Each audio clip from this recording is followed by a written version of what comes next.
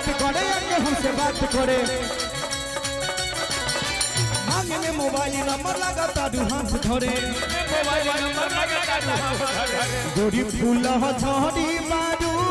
पापा के पहड़ी मारू गोरी फूल झड़ी मारू। अच्छा आप तो पापा के परी हो गए लेकिन हम भैया लोग पापा के पारा हो गए हैं कि गोरी फूल झड़ी मारू हाय पापा के पारा बारे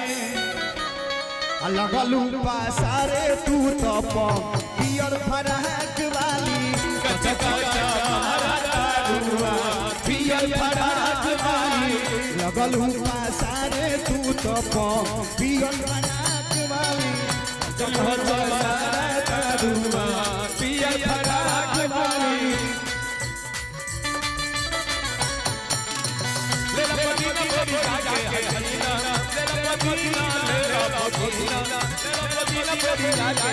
अरे रे पिकासवा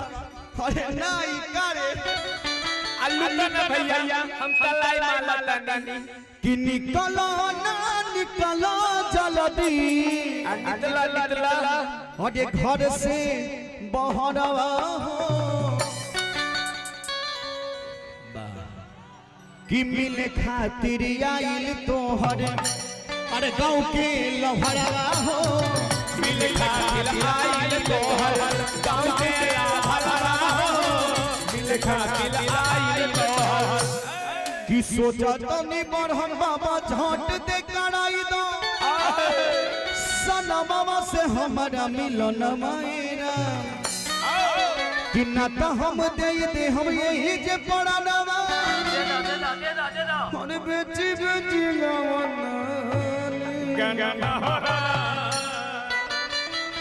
तहार लाइन बा कि काहे ला आइल मारा मिले हो भीतर से मन हमर हिले हो काहे ला आइल मारा मिले हो ऊपर से मन हमर हिले हो काहे ला आइल मारा मिले हो भीतर से मन हमर हिले हो काहे ला आइल मारा मिले हो ऊपर से मन हमर हिले हो करे मत दुख मरी होई मोरी महिया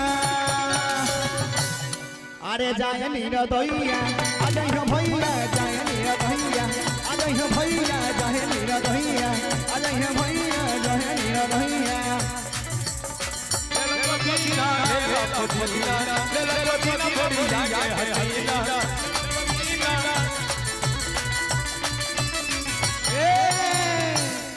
हो लगने में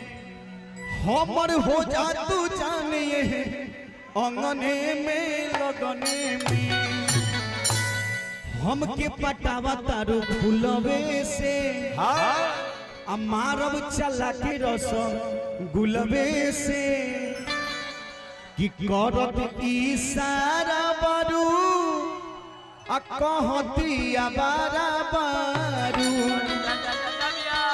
ए जान तोरा खातिर 2-4 कट्ठा बाप के जमीनियों बिका जाए तो कोनो बात नहीं खे वो पारा पड़ल रहे बेच दे। हाँ बाबूजी के धोतियों तक बेच दे कि करत इशारा बारू आ कहती बारा बारू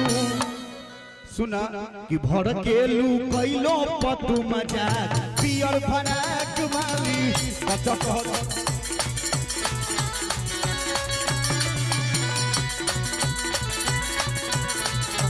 पियर फराक वाली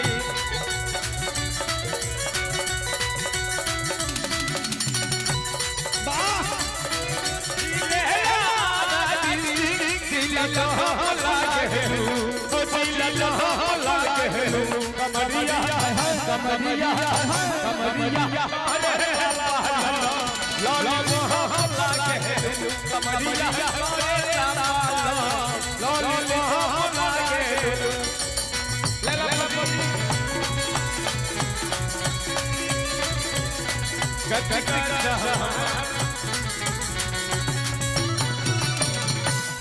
हो गलती से हो गलती से हाँ है इन लो भाई साहब से बताओ इनको तो ध्यान रखो। अच्छा आपका जो हिसाब है कार्यक्रम का बात कर देंगे हम लोग। अच्छा हम चाहम कि